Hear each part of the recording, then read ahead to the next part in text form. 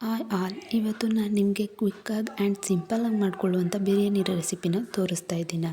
ಮೊದಲು 2 ಈರುಳ್ಳಿನ ಕಟ್ ಮಾಡಿಕೊಂಡು ಖಾರಕ್ಕೆ ತಕ್ಕಂತೆ ಮೆಣಸಿನ್ಕಾಯಿನ ಹಾಕ್ಕೊಂಡು ಒಂದಿಷ್ಟು ಶುಂಠಿ, ಚಕ್ಕೆ, ಲವಂಗ ಮತ್ತು ಬೆಳ್ಳುಳ್ಳಿನ ಹಾಕ್ಕೊಂಡು ಹಾಗೆ ಒಂದಿಡಿ ಕೊತ್ತಂಬರಿ ಸೊಪ್ಪು, ಒಂದಿಡಿ ಪುದೀನ ಸೊಪ್ಪನ್ನ ಹಾಕ್ಕೊಂಡು ನುಣ್ಣಗೆ ರುಬ್ಕೋಬೇಕು.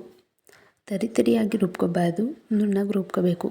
ನಂತರ ಒಂದು ಕುಕ್ಕರ್ಗೆ 2 ಟೇಬಲ್ ಸ್ಪೂನ್ ಎಣ್ಣೆ, 1 ಟೇಬಲ್ ಸ್ಪೂನ್ ತುಪ್ಪ ಹಾಕ್ಕೊಂಡು ಪಲಾವ್ ಸ್ಪೈಸಸ್ನ ಹಾಕ್ಕೊಂಡು 2 ಈರುಳ್ಳಿನ ಸಣ್ಣದಾಗಿ ಕಟ್ ಮಾಡ್ಕೊಂಡು ಹಾಕ್ಕೊಂಡು ಅದು ಫ್ರೈ ಆದ ನಂತರ 1 ಟೊಮೊಟೊ ಹಾಕ್ಕೊಂಡು ಅದು ಫ್ರೈ ಆದ ನಂತರ ಅರ್ಧ kg ಚಿಕನ್ನ ಹಾಕೋಬೇಕು.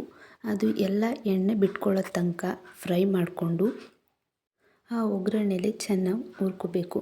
ನಂತರ ಆವಾಗಲೇ ರುಬ್ಬಿಟ್ಕೊಂಡಿದ್ದಂತಹ ಖಾರನ ಹಾಕಿ ಅದನ್ನು ಚೆನ್ನಾಗಿ ಮಿಕ್ಸ್ ಮಾಡಿಕೊಂಡು 1 ಲೋಟ ಅಷ್ಟು ಮೊಸರನ್ನ ಹಾಕೋಬೇಕು. ರುಚಿಗೆ ತಕ್ಕಷ್ಟು ಉಪ್ಪನ್ನು ಹಾಕಿ 1 ಲೋಟ ಅಕ್ಕಿಗೆ 2 ಲೋಟ ನೀರನ್ನು ಹುಯ್ದು ಆಗಲೇ ತೊಳೆದು ನೆನೆಸಿದಂತಹ ಅಕ್ಕಿನ ಹಾಕೋಬೇಕು.